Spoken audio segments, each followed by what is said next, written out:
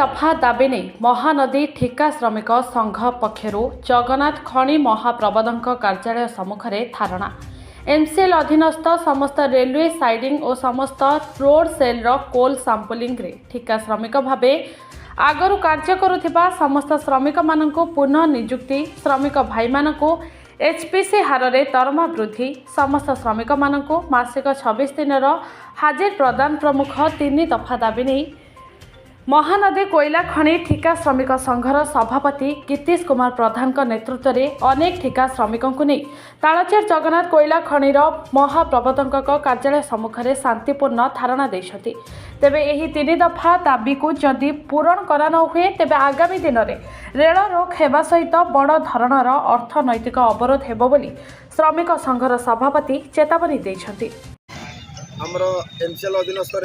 Railway siding एवं road sale रे सांपलिंग रे काम करता विगत 20-25 वर्ष है काम करता 164 श्रमिक भाई मान को एवं जो नुआ कंपनी आसी से तार आम पुराणा कर्मचारी को नहीं नुआ कर्मचारी को नहीं काम स्टार्ट करने चेष्टा करुच्ची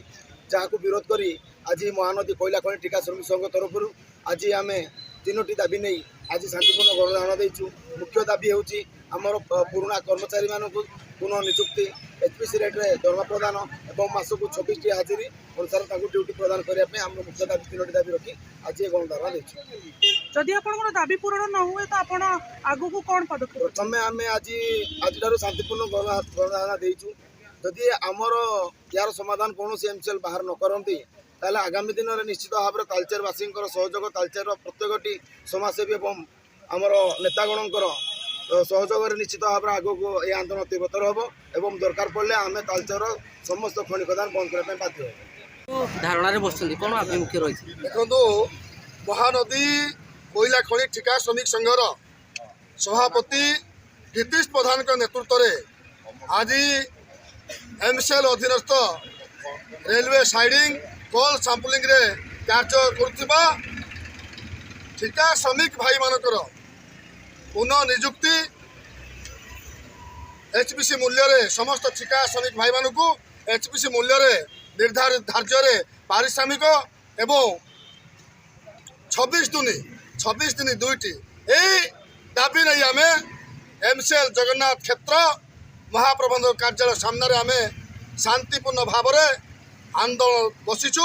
ठिका श्रमिक भाई माने एवं समस्त संग्रामी नेता माने एवं समस्त ठिका संग्रामी ठिका श्रमिक बंधु माने बड़ दुर्भाग्य विषय एमसीएल जो मनमानी एमसीएल जो तालचेर प्रति वैमार्तिक मनोभाव ता विरुद्ध में आम शांतिपूर्ण गणधारण देचु। ए ठिका श्रमिक मानक न्याय्य अधिकार आम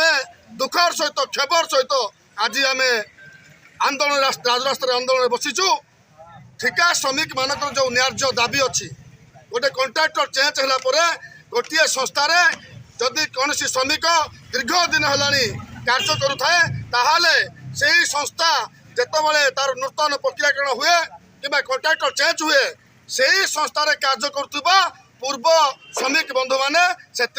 चाकरी पाइबे से निजुक्ति पुनः निजुक्ति हम कि दुर्भाग्यर विषय नुआ कंट्राक्टर से पुनः निजुक्ति न दे नुआ निजुक्ति दवाई जो मसुदा चलई विरुद्ध में आम जगन्नाथ क्षेत्र एमसीएल प्रबंधक सामने आम आज थाना बसीचु। ए लड़ई तालचेर खनि क्षतिग्रस्त प्रजा मान लड़ई ए लड़ई बेकार युवक युवती मान लड़ई ए लड़ई खनि रे कार्य कर श्रमिक भाई मान लड़ई ए लड़ई जदि एमसीएल श्रमिक भाई मान न्याय्य दाबी को न्याय्य अधिकार को जदि न माने ताहले आगामी दिन में श्रमिक भाई माने एवं तालचेरवासी समग्र तालचेर को समग्र एमसीएल को बंद करने बाध्य हम। 3टी दाबी थिला पुनः नियुक्ति एचपीसी आकार रे दरमा 26 दिन हाजिरी तो से अनुसार आमर ये आज शांतिपूर्ण गणधारणा होता जोटा कि आमर भितर डिस्कसन है कि तो सब कलेक्टर सार महोदय से आमको फोन माध्यम जनइले 26 तारीख दिन 4टा बेले अपराह्न 4टा बेले मीटिंग रखिंट समस्त जो नुआ कंपनी कंट्राक्टर विथ समस्त मेन लीडर मान को डाकिकी सेठी मीटिंग करेबे आउ से एचपीसी दरमा हो 26 दिन हाजिरी हो से विषय से अवगत करेबे।